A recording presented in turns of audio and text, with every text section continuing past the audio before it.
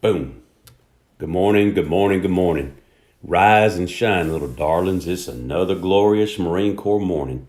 It is 12 degrees Fahrenheit in Northport, Alabama this morning. Ooh-wee. Normally in Alabama, it's about 3 times that, about this time of year in the mid to upper 30s. But we took a dip because we have a Arctic blast that came down through here that started up in the northwest and found its way through here. And it's so cold, people just refuse to go to work, so they made up an excuse for it. As my grandmother used to say, it's so cold outside you can't hear a dog bark. That means that the dogs are inside, and I have taken care of my dogs, and I do have a warm place for them to sleep, but it's outside, and they are fine. Let me get you guys dialed up here this morning. Get yourself a cup of coffee. And get your Bible and join us here for the morning word. Let me see who all is here. Al and Tess and Diane and Cynthia.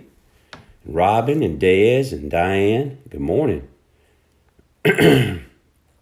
Sonny B. What's up, Sonny B? Ain't going to be pouring no concrete this morning, Sonny. Hey, Miss Faye Taylor. Yes, ma'am. We're going to stay warm. Absolutely. Let me see. I'll get you guys over here. All right. Let's see. Des, Diane, Miss Faye, Nick, Sharon, Kim, Jim, Darlene. What's going on? Blake. There he is. Blake. Med Center's opening today, so if you're sick or cold or just sick of being cold, go see her. Hey, Victory. Hey, Jim. What's going on, my man, Jim Allen? Victory. Good morning, Victory. Missy Ramsey, good morning. How are y'all today? Yeah, it's a little chilly this morning. You had to start your car up early. What's up, Jim Mathis? Sherry Shaw, good morning. Hope all of y'all are doing well. Good to see you. Mike Pate. What's going on, Pate? Shake, rattle, and hum, baby. Don't you wish you was completely retired now and you didn't have to go to work? Feds, of course, the feds, you guys might shut it down when it gets below 30. What's up, Nikki and Tammy Mack? Good morning. Oh, I hear dogs barking. They live. Hey, Vanita. What's up, Barry Snyder? How you doing, my man? How's everybody doing? Hey, Brenda. How you doing? Miss Lois? Yes, ma'am. I like it. Hey, Kathy. I like the cold weather, particularly because I don't have to get out and make my living in it. That's one of the reasons. Hey, Elaine. Number 2 is I live fairly close to everything I need, so I don't have to go long distances traveling to get it. I got a CVS within a couple of blocks, a Publix and a Winn-Dixie on each end of the road I live in. So we're good. Gas on each end of the road. So gas, food, milk, bread, and medicine, I can get there in about 3 minutes, baby.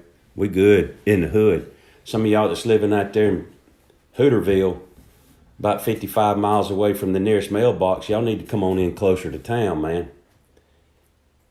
Hey, Kim. I hear you. Hey, Kay McBride. Good to see y'all. Don't forget to warm your cars up this morning, especially those diesels. They don't operate good till they get hot, so they need to run a little while. All right, here we go. Toast to the morning word crowd. God bless you and God bless America. Boom. Hey, Lisa. Some of you guys are sleeping in this morning. I see the eye count this morning is low. Some people are going to be typing in here in the mid-morning. Catching you later. Y'all need to get y'all's tails up out that stinking bed. All right, here we go. Toast to the morning word crowd. God bless you. God bless America. Let's get a little sip. Oh, yeah. There it is. We are in, hey, Rhonda. We are in Ruth this morning. I'm going to give you time to get there. Ruth. Are you ready? Ruth. Genesis, Exodus, Leviticus, Numbers, Deuteronomy, Joshua, Judges, Ruth. There you go. All right. Hey, Camellia. Okay.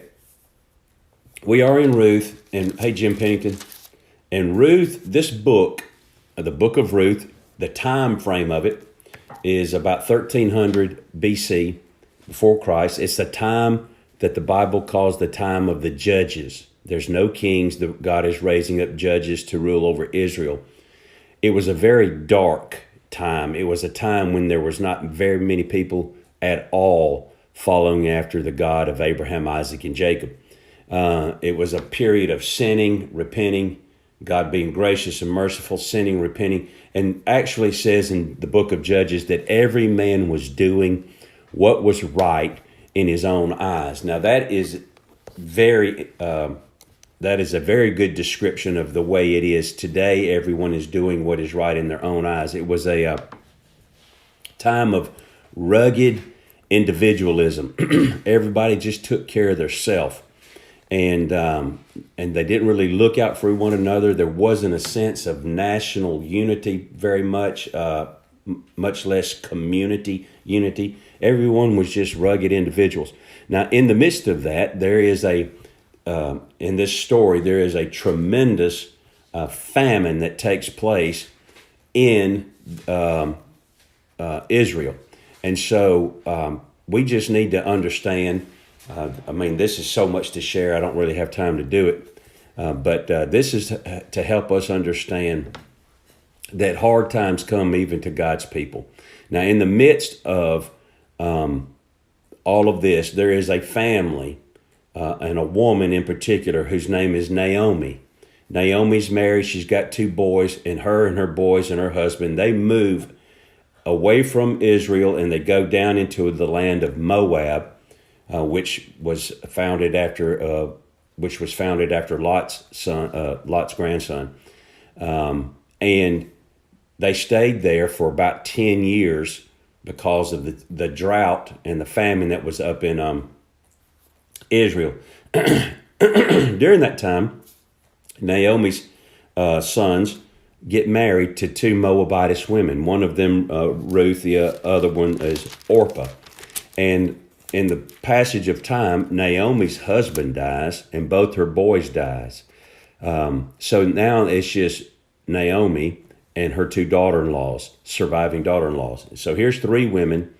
They are in the land of Moab, and Naomi hears that back at their homeland, back in Israel, that there is food there now. And so she sees that these 2 girls are young, and they need to get remarried and have them a family. So she's going to go by herself out of the land of Moab back to Israel. And she beckons her 2 daughters to go and make their way. Now, it's a famous story, and you've heard of it. All right. So let's take it up in Ruth chapter 1, verse 6.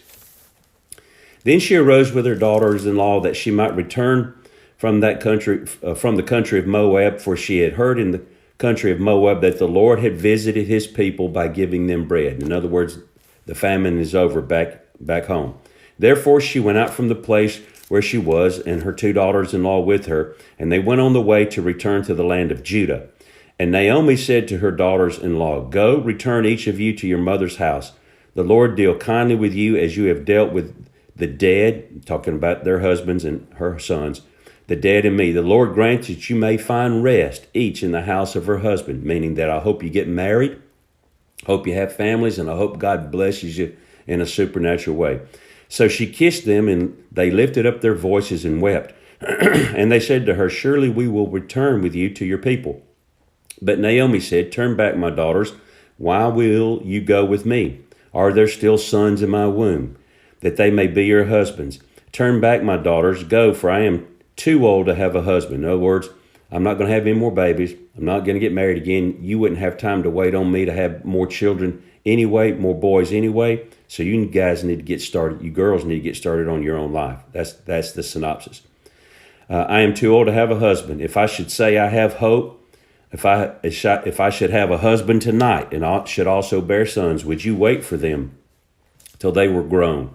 Would you restrain yourselves from having husbands? No, my daughters, for it grieves me very much for your sake that the hand of the Lord has gone out against me. In other words, she says, it hurts me to know that God has not favored me with a living husband and sons that are alive, and how that has negatively affected you, and that your hearts are broken, and it hurts me to see that you're broken. That's the synopsis. Verse 14. Then they lifted up their voices and wept again, and Orpah kissed her mother-in-law, but Ruth clung to her. And she said, "Look, your sister-in-law has gone back to her people and to her gods. Return after your sister-in-law." But Ruth said, "Entreat me not to leave you, or to turn back from following after you. For wherever you go, I will go, and wherever you lodge, I will lodge. Your people shall be my people, and your God my God. Where you die, I will die, and there I will be buried. And the Lord do so to me, and more also, if anything but death parts you and me." So when she saw that she was determined to go with her, she stopped speaking to her, meaning that she dropped the subject. Now, here's something I want to talk to you about this morning. The title of the morning word is "You Go, We Go." What we see here is it was very rare then, and it is probably even more rare now, but certainly rare. And because we live in the same kinds of conditions. And that is, there is a lack, okay, in this country and in this world in particular, in this world in general, and in this country in particular, there is a tremendous lack of loyalty and faithfulness. A lack of loyalty and faithfulness. Ruth was demonstrated here a tremendous, exceeding amount of loyalty and faithfulness. Now, I'm going to talk about that in a minute, but let me first describe the difference by giving you the definitions, the working definitions, and the differences between loyalty and faithfulness. What are they? They're often used interchangeably in the same sentence, but not in the right way. Loyalty, more so than faithfulness, by definition, is the commitment to a person or a thing, a person or a cause, or an entity like a football team, Navy SEAL team. Loyalty deals more with commitment between individuals, okay, on a personal level, outward, okay, loyal to your team, loyal to your spouse, loyal to your church, loyal to the Marine Corps, the Air Force, loyal to your country. Okay, that's the use of loyalty. Faithfulness is more internal. Faithfulness is not so much being committed to individuals or causes or things. It's more in alignment with being committed to your own inward belief system, of being faithful to the faith, being faithful to your principles, being faithful, having integrity, being faithful first to yourself. It's truth on the inside. And to be faithful means to adhere to your own set of principles, guidelines, precepts, values. It's your value system. What do you value? And so faithfulness, meaning the inward integrity and adherence to your own faith, so to speak, keeping the faith, lays the groundwork for commitment. See, God is faithful to himself and to his word, and therefore is loyal to his people, meaning that he's committed to his people because he's faithful to himself and to his word. God remained loyal to Israel, even though they didn't remain loyal to him, because God is faithful to his own word. So you see people that don't have a genuine faith system, an inward compelling and commitment to having integrity, you will find them lacking loyalty. Now, that's not a hard and fast rule, because there's people that don't have faith system, so to speak, even though that is a faith system in and of itself. but they are extremely loyal, meaning that there's a lot of people that would lay down their life for their friend that doesn't really have a faith system. They even may be atheistic, which again is a faith system, a belief system, but you can be loyal and to individuals or to persons or to things or to causes and not necessarily have faithfulness. But scripturally, faithfulness, which is true commitment to your principles and precepts on the inside, leads to loyalty. And there's just not much of that anymore. You know, when we get married, we say, till death do we part. Well, we know how that works out, right? Until their teeth falls out, until their bottom gets so wide you can't put it in a Polaroid picture. And that's usually when we cut a shut. Andrea Tyler will like that. That means that we get our stuff, our DD bag, our shaving kit, and our hat, and we gone.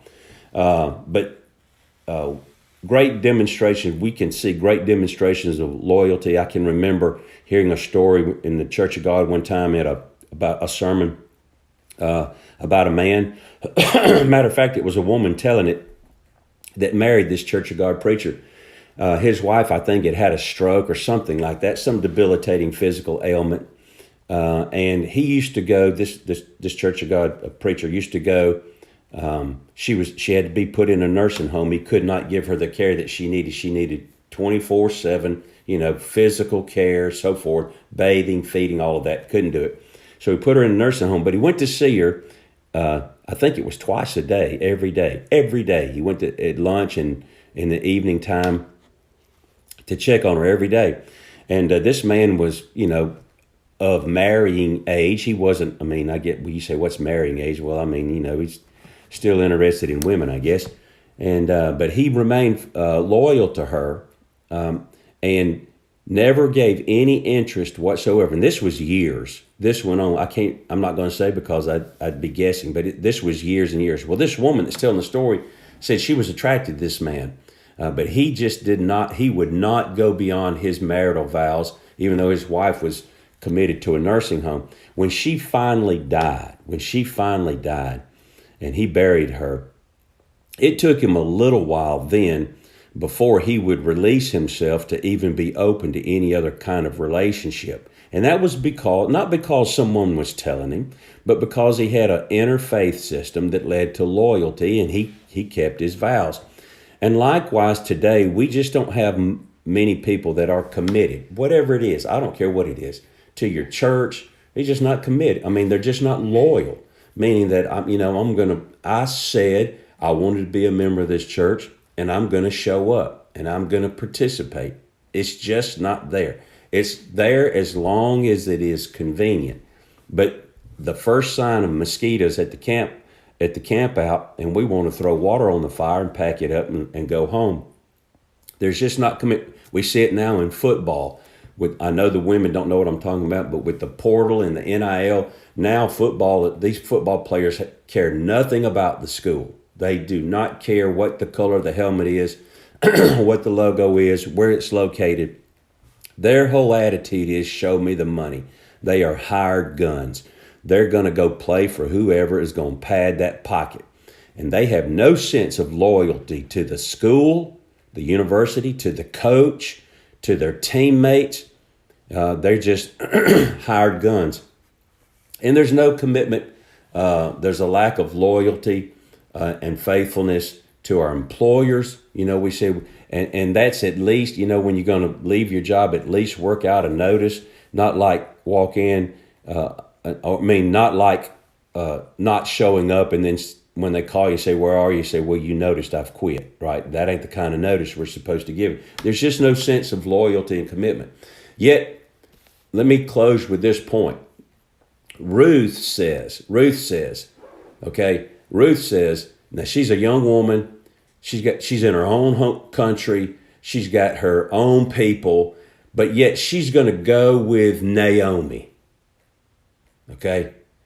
Now, this is, when you talk about mother-in-laws in this day and time, it always comes, and it's kind of anecdotal, always comes with a bad connotation. Man, let me tell you about my mother-in-law. There's mother-in-law jokes, father-in-law jokes, whatever. But she wants to stay with her mother-in-law. And I'm just going to pause right here and and I know she didn't want me to do it, but I'm going to point to a person that's on here in the Morning Word almost every morning at some point in time, and Sharon Shirley. Sharon Shirley's husband passed away, okay, first husband. He passed away, and his mother and father, her former ex-in-laws, they were so good to her. And now her husband has passed away. Their son, her husband, has passed away. Sharon's been married to Paul Shirley, probably going on 15, 20 years.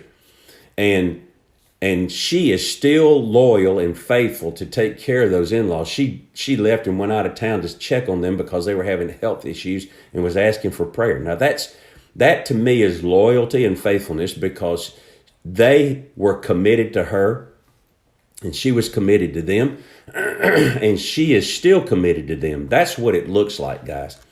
And so Ruth tells Naomi, no, I'm not going to leave you. I'm not going to go back to my people. I'm not going to get married again. I'm not going to start my family. I'm going where you're going. Now, here's the question.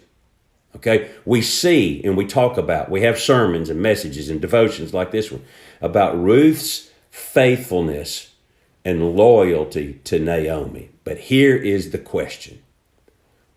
Where did Orpah was sad that they were separating, but she went home. What's the difference? Okay, Ruth had observed something in Naomi that she said, I want that.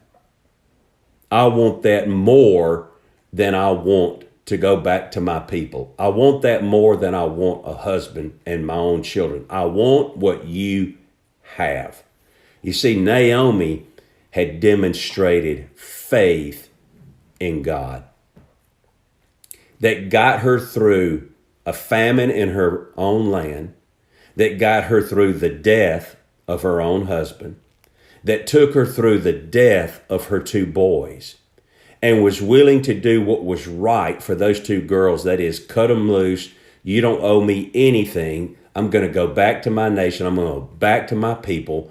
You girls go do, even in the midst of a horrible, hard, desperate situation, Naomi was trying to do the best for these two girls. And Ruth said, I would prefer to be with you because I have observed something in you that I prefer over everything else. Look at what she says. She said, entreat me not to leave you or turn back from following after you. For wherever you go, I will go. Morning Word, you go, we go. And wherever you lodge, talking about wherever you decide to live, that's where I'm going to live. Your people shall be my people, and your God, my God. Where you die, talking about committed, talking about loyal. Where you die, I will die, and there I will be buried. The Lord do so to me and more also, if anything but death parts you and me. Ruth observed something in Naomi's life that she wanted more than life itself. And that was the God that Naomi served, that she was so loyal and faithful to. And so, guys, let me tell you something. Loyalty and faithfulness is catching. It's desirable. It's influential. And when people see it, not all people now, Orpah saw it, but she took off. But when people see it, it is attractive. It is more than commendable. It becomes desirable. You go, we go. Where can you find that? Man, Ruth wanted it so bad, she was willing to leave her country and her people and go with a widow woman, okay, back to her country. Because the God that Naomi served was compelling. It was catching. It was infectious. And the way that the relationship between Naomi and God that was being demonstrated through Naomi's faithfulness, Ruth wanted her some of that. Guys, we have a great opportunity. Now listen, you know that we ought to be loyal and committed to our families, to our wives and all that. But it's other things too. It's other things too that the world is looking at, okay? And we need to be demonstrators of that because it is infectious. It is compelling. It is influential. And then there's going to be some people that want it, okay? So when we are loyal, our faithfulness that gives foundation to that it opens the door for us to share our faith, okay? It opens the door for us to share our faith, and it's infectious. People want some of that. So let's demonstrate that today. And listen, if you can't be loyal at work, what makes you think you're going to be loyal anywhere else? Be loyal in the little things. In the little things, keep your word, honor your relationships, honor your commitments to the best of your ability. Nobody bats 1,000, but let's do the best that we can. We love you. Hope you have a great day.